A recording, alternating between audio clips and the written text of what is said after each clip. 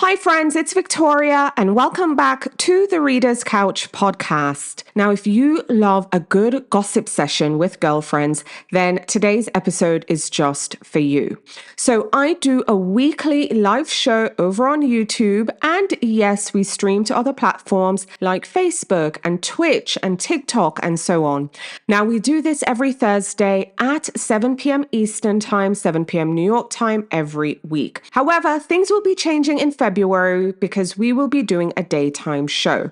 So you can now join us on Thursdays at 12 noon Eastern Time. Now, in addition to the Thursday live show, we are adding a Monday gossip session to our calendar. We had a gossip sesh on January 20th, and depending on when you're listening to this, our next one will be on February 3rd. Then the next one will be February 17th. So we will be doing a gossip session every other Monday at 12 noon Eastern Time. So on Thursdays, we go live at 12 noon talking about all things books.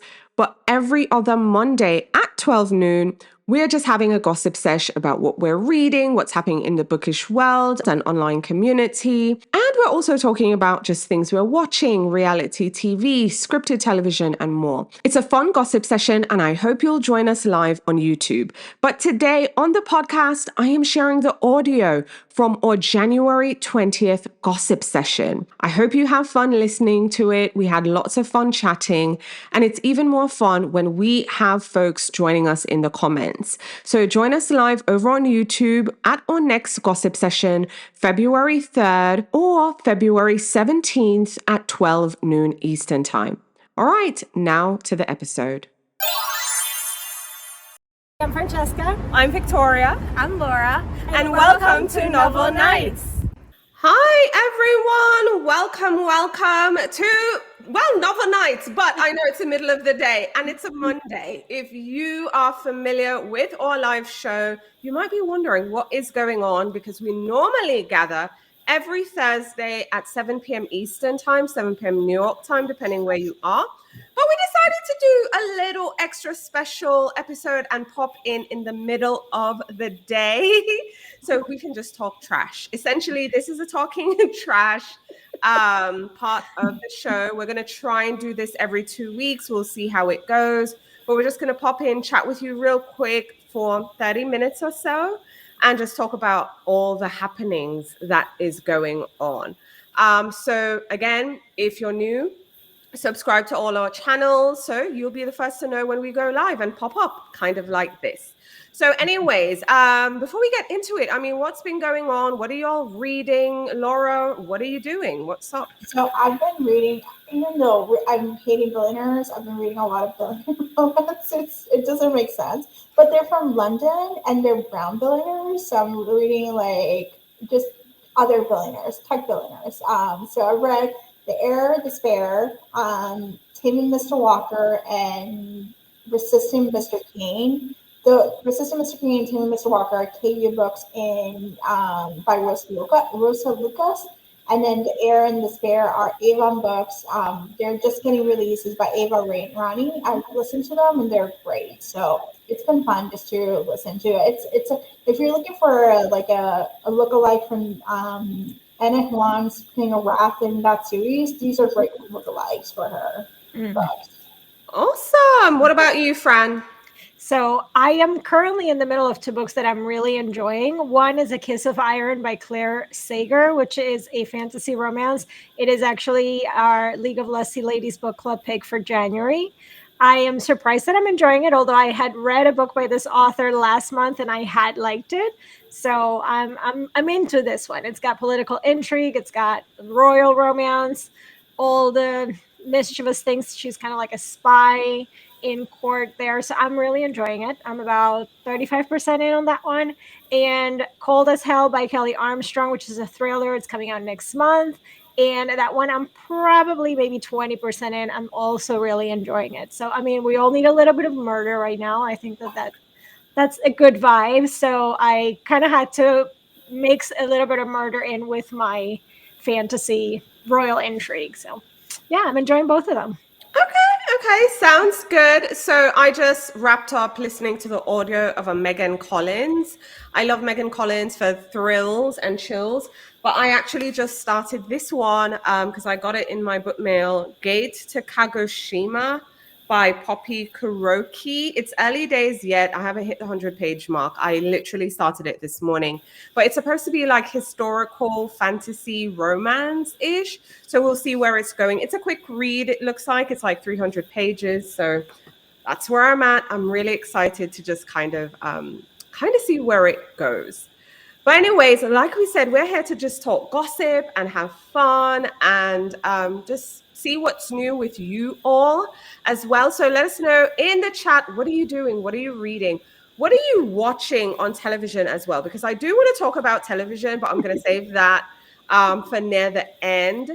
But let's talk about some of the bookish tea that's been happening in these bookish streets. So first up, we have to just talk about TikTok. I feel like let's just talk about TikTok because in less than 24 hours, we had TikTok banned, then we had TikTok back, and then we had BookTok refugees everywhere, myself included. Like, where is everyone going? So from signing up to RedNote to people joining Blue Sky who didn't join Blue Sky before, there are tons of other platforms out there. I mean, I know, Fran, you have been, every minute I'm like, oh, have you heard about this? You're like, yeah. So let's talk about like just some of the platforms and just kind of the whiplash with the TikTok. Where do you think people are going to be hanging out? What's next? I had thought people would have just flocked to YouTube and call it a day, but it seems like people are actually interested in trying out new platforms. What have you been finding, Fran? So I was also expecting a lot more like in droves going to YouTube. I do think some of that is happening. And obviously there's still the few that are going to Instagram, although I don't think that there's going to be the mass move to Instagram, at least personally. I don't think the culture of Bookstagram is very different than the culture of BookTok. So I don't think those two are going to mesh. Then I do think shorts, people are probably going to go there. Maybe some people are going to start doing long form video on there. I have seen, shockingly enough, I have seen some people going to Substack and using Substack notes as kind of a feed of just social media content versus kind of like the chatty space that it was before. So this past weekend, I saw a major shift on Substack notes, that's for sure, which was nice. I do think that for some book content creators, it can be a good platform. I don't think that that's also going to be absorbing the vast majority of people. I have seen a good amount of migration going to Blue Sky. And I do think that that has the potential of growing into something where book creators go to, especially if they implement some of the changes that I've seen where they do have kind of like a sister app or something that works with Blue Sky, that it's more like TikTok, which I know that that's in the works. So if you guys are interested in keeping up with that, I think the app that they're working on is called Skylight. So you can go and follow them on Blue Sky, and you can actually already start posting video content on Blue Sky right now. So if that is something you guys want to do, there is also already a lot of video content being posted, even between yesterday and today. Major difference there. So yeah, I feel like everybody's going to scatter for some time. Yeah. I agree. Let us know in the comments. One, are you on TikTok? Whether you create content and post on TikTok or you consume content on TikTok, let us know in the comments how you've been feeling. Where have you been shifting? I mean, again, we were banned and then we were back in under 24 hours. So maybe you haven't signed up for anything new, but let us know in the comments. I'd love to hear what people are feeling and what they're thinking. And not just from a content creator point of view, but from like someone who's consuming content. Because when I went to the UPS store to mail something yesterday, the girl who's been there, and I've known her for like 8 years, okay, and we always talk, she's on TikTok as a consumer. Mm-hmm. And when I was like, are you going to YouTube? She's like, no. She doesn't know what Substack is, which, by the way, follow all of us on Substack. We're posting newsletters and content on Substack. So it's very interesting, like just talking to regular, everyday people who are not interested in content creation and where they're going. But anyway, let us know in the comments. But Laura, what do you think? I think it's a mix. I think I started looking at Facebook groups because I do scroll through them as a user just to see what people are talking about. And so these are the regular readers who go back from book talk to Facebook groups and say like, is this a worthwhile thing? And a lot of the questions is like, where do I find my recommendations? Because I don't like Instagram. I don't like the Bookstagram community. I like book talk. Book talk tells me tried and true. So it's just going to be interesting to see the spillover. We also have Neptune coming up sometime soon. So that's the other one that it's supposed to be similar to lookalike to TikTok. But I think it's just going to be interesting. I think we're in a transition space, like similar to where we were in 2020 when the pandemic happened, when TikTok started. I think we're just in that similar transition. It's a lot of deja vu of 2020, 2024. So it's just going to be an interesting time. I don't think we're going to know what the outcome is going to look like until 6 months. Yeah, maybe even longer. Yeah. Yeah, it's just going to be interesting, I feel, just kind of seeing where people go and what they're doing. But yeah, like I said, if you're watching Replay Crew, if you're not watching this live, because we are live, live folks, drop in the comments, let us know how you feel about the TikTok ban, and now we're back, and where have you been going, like what platforms are you joining. But if you're watching the replay of this, we want to hear from you as well, so leave your thoughts in the comments. But again, if you're watching live, let us know. Okay, gossip wise, one of the biggest things I've seen, okay, is this author being called out, okay, for using ChatGPT, like in their book. Now, I want to know, first of all, has anyone heard about this? Yes or no? Let us know if you've seen this thread. But before we read it and get into the tea, I do want to shout out Nikki. Nikki left a comment. Nikki saying, hi, from my perspective as a content creator, I will likely be focusing more on IG and YouTube. It was a big wake-up call on the importance of diversifying platforms, as it could just be taken away. Facts, Nikki, facts. I think a lot of us have been feeling that way as content creators. I mean, I know I've been posting stuff on the internet forever. Had a blog, deleted it. Started another blog, deleted it. Was on Instagram, was on Twitter, was on YouTube, deleted it. Just started again this year. Listen, I think us as a trio have been around the merry-go-round over the past 12 years. I can assure you, at a minimum, okay? And that's just being generous. It's been very interesting just seeing all these platforms pop up. From my point of view, and using the platform, seeing them change. And then TikTok was like this breath of fresh air for a lot of people. I will admit I wasn't one of those adopters to TikTok, but I do see the value in TikTok. And then TikTok going away and seeing how it's affecting so many people, and then them just not having a platform and an audience. Yeah, I think it's very important to diversify. I will add to Nikki, if you're still watching, I think it's important to have your own platform. Yes. Because sis, you mentioned YouTube and Instagram.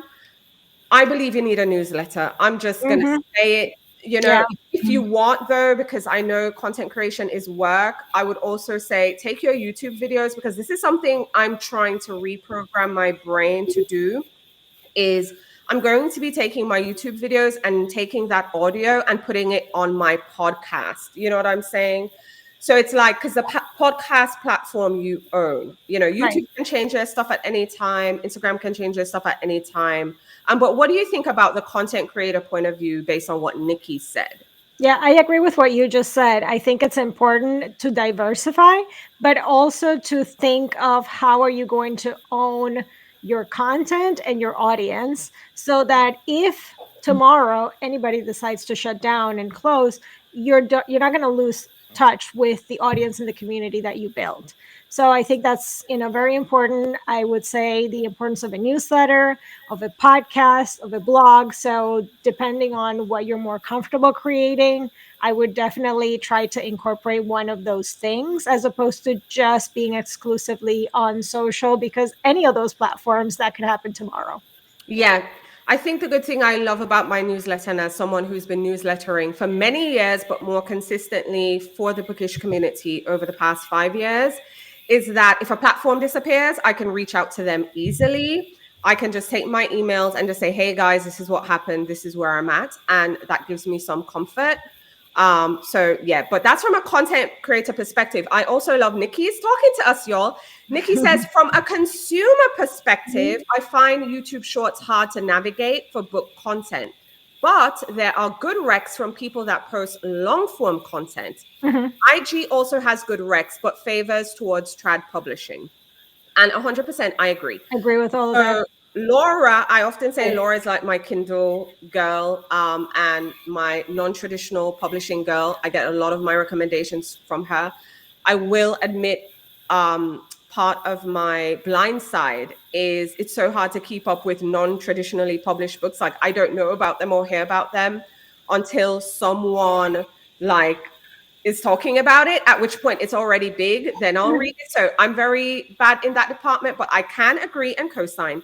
Instagram is a traditional publishing haven, whereas I feel like indie authors, that's why they love TikTok so much, because it leveled the playing field for them so that they could, what was I saying? So that they can be discovered. Because again, I have trouble discovering indie authors. So from a consumer point of view, I agree with everything. YouTube Shorts is hard to navigate. Long form content, you will find good content. And IG favors trad. What do you think, Laura? I actually think though that with the shift of the book talkers to YouTube, the shorts issue, I do expect that to get a little better, because I think that there's going to be a flood of content, and a lot of those people are going to come in, like they're going to come with all that backlist of videos, and there's going to be a lot of content getting flooded in. So because they're going to want to start uploading all of that stuff, their backlog, to the YouTube, their YouTube platform. So I think that that's probably going to change. Hopefully, at least that's my point of view, at least on that. Yeah.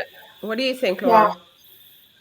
I think the algorithm, the YouTube algorithm, once they start knowing what kind of content you enjoy, it's pretty good about giving you the content and pushing it forward. So discoverability and looking at those keywords, looking at those much better than Instagram. It is much better than Instagram. Instagram is just like Instagram was kind of like old school, hashtags when they were used to work. Now they just no longer work. So nothing works. So everything's broken, and it's all. And the problem with Instagram is that it's very self-serving to each other. It's like you're talking to influencers, and it's all about like, how do I get this free book? How do I get this free book? And it's a competition. And the same goes with Threads. It's like, I didn't get this free book. What am I supposed to be doing? And it's like, we're not here for the free books. Book Talk was like level of the playing field. I was like, no, the story doesn't Kindle Unlimited. I did not know about this title. I'm enjoying it, and here it is. And that's a lot of regular readers to connect with regular readers, not just other influencers. Yeah, I agree. Well, one last thing, because you were saying about you're looking to look into a newsletter, Nikki. So I would suggest you look into Substack, because it's free.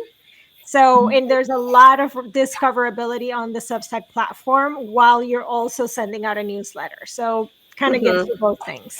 Yeah. So you're actually getting new subscribers from different places, from recommendations, from other Substackers, from notes sections. It was able to grow my newsletter much more easily in Substack than doing it on my own platform after doing this for, I don't know, 7 years. So it is definitely a much better platform. And it's free. And if you still want to migrate later on to a different platform that is still your list, you can take that with you. So. Yep. And as someone who's been sending an email every Friday, rain or shine, 365, even in a hurricane, even when Friday fell on a Christmas, okay?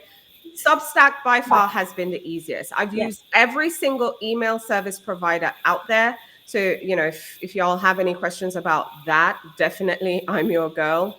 I go live every Sunday, 5 p.m. Eastern time. So that would be a good time to pop in. But yeah, I've gone through everyone, and Substack for sure. I highly recommend Substack if you're a content creator just starting a newsletter. It's easier to grow there. The tech isn't hard. It doesn't have a lot of functions, which is good for a beginner. But and you also don't have to put any money up front. So you can start for free, write for free for a long time. If you decide to monetize, then that's a separate thing. You also don't have to pay up front, which is another thing, because I've been doing it for years. I love Substack because it allowed me to kind of cut cost, because I needed to cut cost for a lot of things. So so consider Substack. But I hope you got some help from that, Nikki. And if you are just joining us, we are doing an impromptu middle of the day live. We just want to talk about bookish gossip, things happening, especially in the case of TikTok. We were talking about TikTok if you're just joining us, and TikTok disappearing, and how it's been a wake-up call for content creators, but then also from a consumer perspective, where are we now finding bookish related content, but also other content that we love, because the TikTok algorithm was one of a kind. Yes, we know it was banned. Yes, we know it's back, but it has lots of us thinking and, trying to figure, should we diversify? Should we do something else? And we appreciate Nikki. Thank you, Nikki, for sharing your perspective in the comments. All right. Next on our agenda is we saw this thread.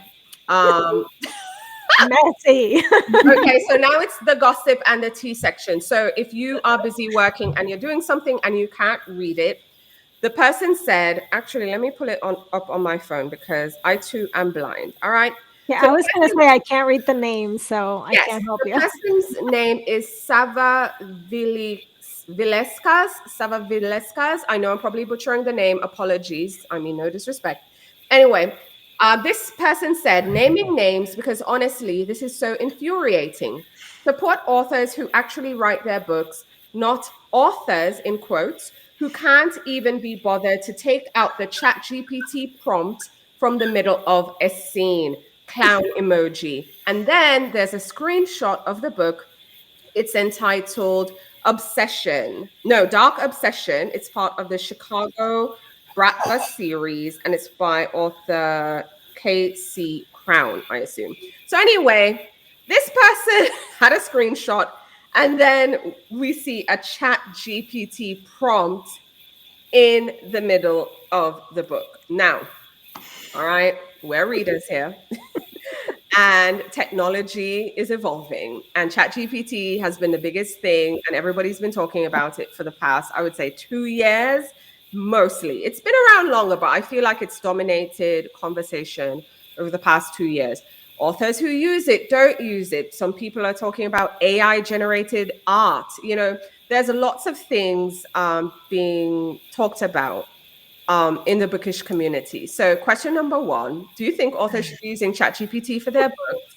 Number 2, why did this author leave the prompt in there? I mean, savage. And just 3, your overall thoughts on the AI debate. Folks, again, we'd love to hear your thoughts in the comments. So let us know. 1, if you heard about this, if you saw this, but then also, what are your thoughts on authors using AI? Fran, what do you think? I mean, what a mess. First of all, I don't understand how. Here's my first point. Writing a book is art. And the reason as a reader that I am reading a book is because I want to get that art and that vibe. What is the author wanting to portray in its story that they want to tell? So I think that using AI to write a book is completely eliminating the art part of the equation. So what's the point to read that book? It could be written beautifully. They could have deleted all the prompts, and then I still think that there's going to be something missing that we as readers are going to pick up on, that it's not going to have that feel. And that's what the author is bringing to their stories. So yeah, for me, an author writing a book with AI, obviously this was an easy way for us to be able to tell. It's going to get harder to tell if authors are doing that. But yeah, I don't think that the AI debate should be part of that equation. Now, I don't mind if an author is using some sort of AI in like writing a tweet or things like that. Like it's, if they're using it as an assistant to some of their mundane admin tasks, that's fine. But when they're actually writing their story, which should be their art, like that would be their job, is that's their art, I don't think that should be involved. And I mean, as far as the author leaving that thing in there, come on. First of all, the author left it in there. I guess nobody edited or like beta read that book, or like nobody else looked at it, because how many people probably it should have gone through. So obviously nobody was hired to do any of the other work on that book. I mean, She didn't even run it again through ChatGPT, so that it would have been like, oh, I think you left something in here you need to delete. I don't get it. Personally, I agree with you. I am paying to read art. You know what I'm saying? It's like, I'm all about, if you want to use it, to your point, to promote your stuff. You know, if you need help with your admin tasks, because here's the thing, I use Grammarly. Okay, I am so dependent on Grammarly with emails. I mean, I'm so much better now, but I remember just like spelling things the wrong way and stuff like that. You know, Americans don't use the vowel U. Don't ask me why. Collar, COLOR, neighbor. I can go on. So in the beginning, it was incredibly helpful to me. You know, living here, working here, doing schoolwork, just everything, and wanting to make sure I spell my things right. So I do use that. I'm not gonna lie. And when it comes to creating content that you promote, if it's not original, then that's fine. If you're responding to an email, if you're doing little things, but to write the whole premise of your book, I'm sorry. I can't get behind that. I can't. I mean, I'm not even mad if you put information in there, because I saw a big debate about authors and ads and like the ads that they're running to sell their book. My thing is, you need help. Writing ads is a specific art. So if you're a self-published author and you're doing it yourself and you need help to write the ad that will promote the book you wrote, then I'm like, okay, I will give grace. But to be a part of the artistic process, I have a problem. Yeah. With that. Yeah. Yeah. What do you think, Laura? So the author came up and said that this is just, she was not using AI to write the book. She was just reader enhanced experience. She wanted to improve the experience further and asked AI to do this. That was her author's point of view. This author is probably not on social media. It's probably it gets her. I've seen the ads.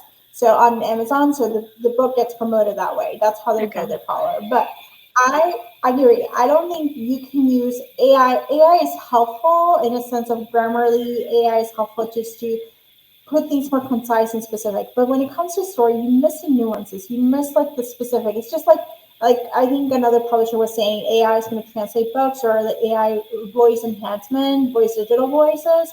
It's like you're missing out the human interaction, the human touch of like, you know, how does it say? Because AI thinks it's one way, but AI doesn't understand the slang, doesn't understand the intonation, doesn't understand like how to share the story the way you wanted to share it, to have the feeling. And so it's just, I think it just gets to the murky like territory where it's like you're missing out. Like, and AI right now is the worst it's ever gonna be. So it's gonna get much more intelligent and more improved over time. But it's the worst it's gonna be. And if you're even this basic place where you're just like the bold and the ChatGPT prompt, it's just not a good fit for you. So real quick, I found this article on The Guardian because I remember seeing it. Like a startup had a plan to publish 8,000 books using AI. So again, just for reference, this is from The Guardian because we cite all. You have to find the one where it has the picture of the guys that started that company, because that will give you a vibe for what that's all about. I think it was like 5 or 6 white guys. Was it? Like tech bros that they probably thought we're going to make a lot of money with this. And my concern as a reader is that's going to flood the market with a lot of junk that we're going to have to sift through. Yeah. Well, it's just the same thing as Fable's AI. Her reader summaries of Fable that we just had. It was like, oh, sorry, it's AI. AI is racist. Well, you trained it. You trained it. You trained it. Take responsibility. And it's like, we're not taking responsibility. AI did this. Oh my gosh. Train it better and don't release it until it's good. I mean. Exactly. Yeah. I don't know. But needless to say, AI is here to stay. I'm just letting you all know. And it's not going anywhere. But I would hope authors would continue to create original work. Yeah. And don't fall to the pressure. Because I think what it is they've seen the success of BookTok. And how BookTok has sold books, both traditionally published, but also giving opportunities to indie authors and, them. So now it's like a money grab. So a lot of people are using it as a money grab. But let us know in the comments, how do you feel about AI? Should authors use AI to write books?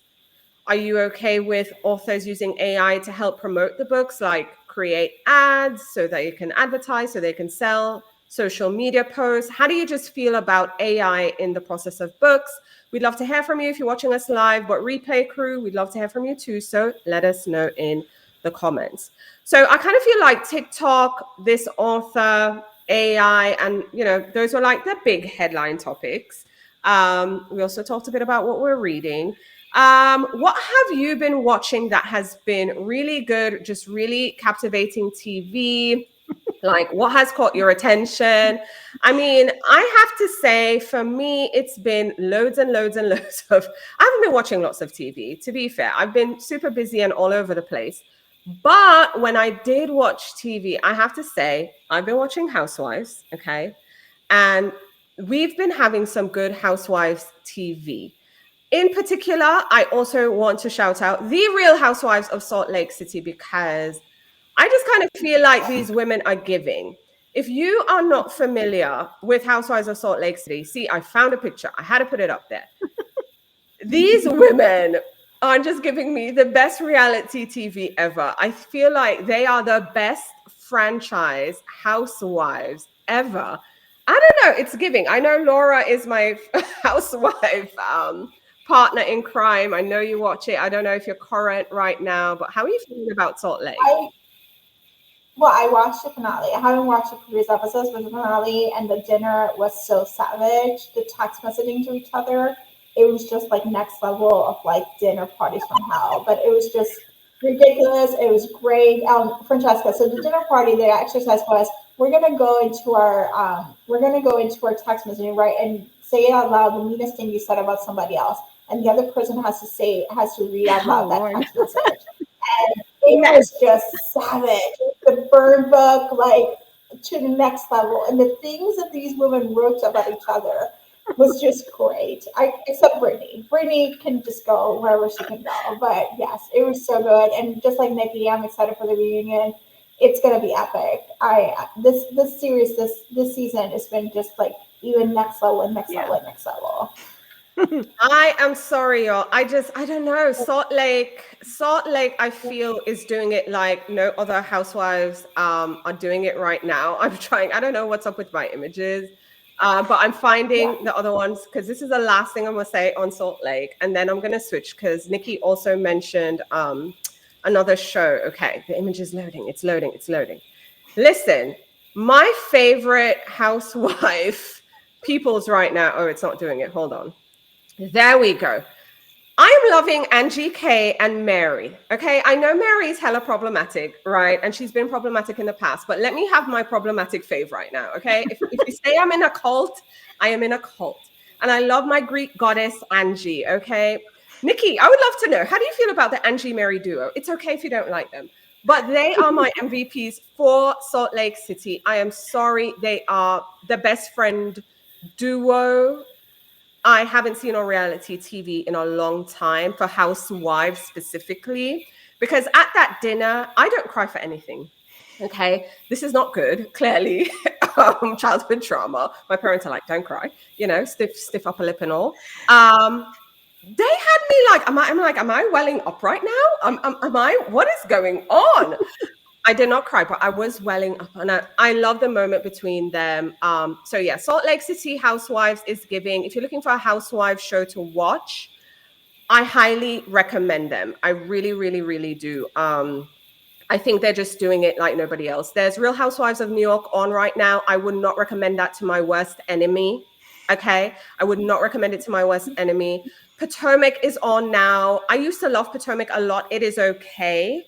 Now that I know Karen Huger is not coming to the reunion, I'm just like, why am I even watching?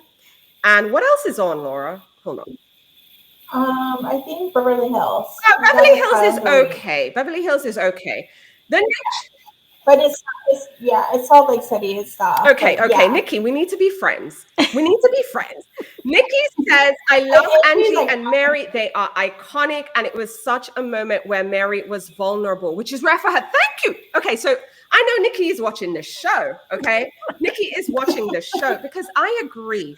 Mary gives me, well, I don't follow any of these housewives, so it doesn't matter. I can say it. Mary gives me grumpy, mean church lady. That's the word. Mary gives me mean church lady. I grew up going to church, okay? Sunday to Sunday. I was always at church. I went to church school. So when I tell you I recognize Mary as a mean church lady, she is who she is. But then I felt like she broke down, not break down crying, but she explained she has abandonment issues. So it's just easy for her to cut people off, and she just cut people off. And the fact that she said that and Angie was like, I'm the same way too, I think it melted my heart because I've never seen one housewife fight for the friendship that clearly is real. Because normally if you're like, I'm not talking to you, and they cut each other off, it's just like they get angry and they start yelling at each other and whatever. And she's like, no, like, you changed my life. Like, we are friends. Like, don't do this, Mary. Oh my God. Listen, Angie's always, flying her Greek flag very high, but I think everybody needs an Angie in their life. I'm just saying, everybody. And I have to say, Angie's text message to Bronwyn was so funny. That text message was far. And she was like, I just felt the feeling that way. And it was just like, it was pointed, it was to the point, but it was so funny at the same time. And like Bronwyn took it, she's like, that's your feelings, that's okay. Like, it is what it is. Like, she didn't take it like Lisa. So but that text message, like, she said what we were thinking at the same time. Savage. I'm really excited for the reunion. Just like Nikki said, excited for the reunion. I'm excited for the Real Housewives of Salt Lake City. The other show that has captured my attention is The Traitors. I absolutely love The Traitors. It is so, so, so good, everyone. It's a game show. And essentially a bunch of people are in this castle, and the host, Alan Cummings, man in the center, selects 3 traitors, and essentially they're voting people out because they're trying to vote out the traitors, but they're doing challenges so that they can make money. I love this show, the premise of the show. Season 1, I mean, I enjoyed every season. I think Bravo fans love season 2 because of the housewives, and we had Phaedra. Season 3, we had some housewives on. They are targeting the housewives and kicking them off. So we're missing out, I feel, but I still think it's a good show. I also watch Traitors UK. It's good. I also watch, is it New Zealand or Australia? Also good. You watching Traitors, Laura? I am watching Traitors. I am caught up. I am loving it. It's just, there's something to be said about this murder mystery, kind of like we're trying to figure out and how they got it wrong. And people, you think they're like, oh, I got it. And you're like, oh no, you got it wrong. It's so bad, So it's just great. It's great. It's a great social experiment, and it's just wholesome. It's appointment TV every Thursday night. You just have to watch it because otherwise you get spoilers. It is appointment TV. It is appointment TV. And it's so hard to find appointment TV right now. But my appointment TV is The Traitors and Real Housewives of Salt Lake City. Those are the shows I'm pitching to you. And my MVP is Angie and Mary. And Nikki said, crying emojis, we are friends by the bonds of housewives. And it was more impactful by Angie having Mary's back in private while in Mexico. Yes, that was another thing. So if y'all aren't watching, Mary's son, unfortunately, is really going through it with addiction. And Mary confided in Angie. And you know how in Housewives, when you tell someone something, it's like gossip. They're going to go tell the other part. She never did. She never did. Obviously, the other women are watching the show. I'm sure they've heard rumors and, they assume stuff. But no, Angie has Mary's back. And it's really nice to see. So I've been enjoying it. But I think I've murdered you all enough with my reality TV talk. Fran, what are you watching and loving? I am finishing a kind of like a trashy telenovela Colombian. I ended up starting this one after I finished one last year. And one of the main actresses in that one is in this one. So I'm like, oh, let's watch it. It's much worse acting, but it's so addictive because they're just like, they're a mess. Mm-hmm. So I'm pretty much finishing that. That's called The Influencer. And it's got like 60 episodes. So I'm pretty much at the end now. And I'm like, oh God, I don't want to get into another one. But there is another one that I'm like, oh, but that looks really messy too. So I might. Oh, it's on Netflix. I just It pulled is. it up. Yeah. Yeah, it's on Ah. Netflix. And funny enough, I'm watching that with my husband, and he's reading the subtitles the whole time because Oh, poor thing. But that's nice. I love that. yeah. Okay. Yeah, so that's like our little nighttime routine. We get a little bit of soapy drama, I like a nighttime routine. No, that works. That works. I found it. I'm trying to see if it. There we go. Yeah, there you go. There we go. Where did it go? I don't know. There we go. Fabulous.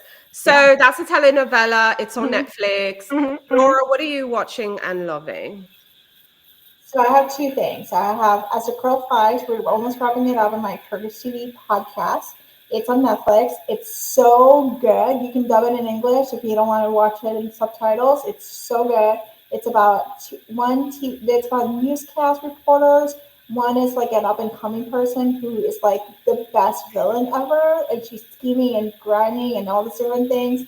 And then the season newscaster, and it's just dramatic. The acting is great. It's really tight. It's 40 minutes. There's 24 episodes. So you can watch all 3 seasons. So that's been fun. And then the other one is Love Island All Stars. It's available on Peacock. So I'm just going back to South Africa and watching these British dum-dums, hooking up and do nothing in a villa, because that's all they do. They just like sit around and you're like, oh, we can not be together. And you're not like thinking about marriage, not thinking about babies or anything like that. And my favorite, Ekin Su, is back. She's in the show. So excited. Ekin Su. Side note, Ekin Su was also on Traitors. Yes, so Ekin Su is back. By the way, Ekin Su won the Love Island, but she's no longer with WDA. So she's like coming back as a bombshell looking for love. Okay, that makes sense. Okay. Well, you'll have book recommendations, you'll have television. Oh, I did want to mention, Nikki did mention, finally watch Dune Prophecy, and it's amazing. So there's another recommendation for y'all. And of course, Nikki is clearly a Salt Lake City fan. Yes. So I love that. What else is going on? I think that's about it. I hope we provided somewhat of a distraction in the middle of your day. We do want to do more of this. So again, stay tuned. You can follow me. I'm over on Biblio Lifestyle. Fran is under the covers and Laura is What to Read Next. Again, if you find one of us on YouTube, you'll easily find the others. We're also on Substack as well. Find one. What to Read Next, Under the Covers community, and Biblio Lifestyle. Again, we're on Substack. We're here on YouTube. We're on the socials under similar handles. But again, like I said, you find us one place, you'll find us everywhere else.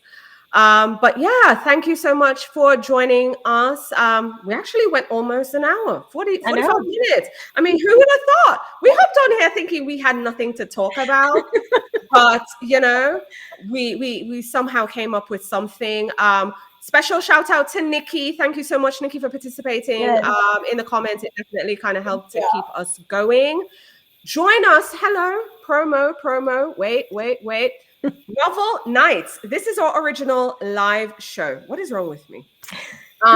We are meeting this Thursday. We meet every Thursday live, 7 p.m. Eastern time, so a bit later.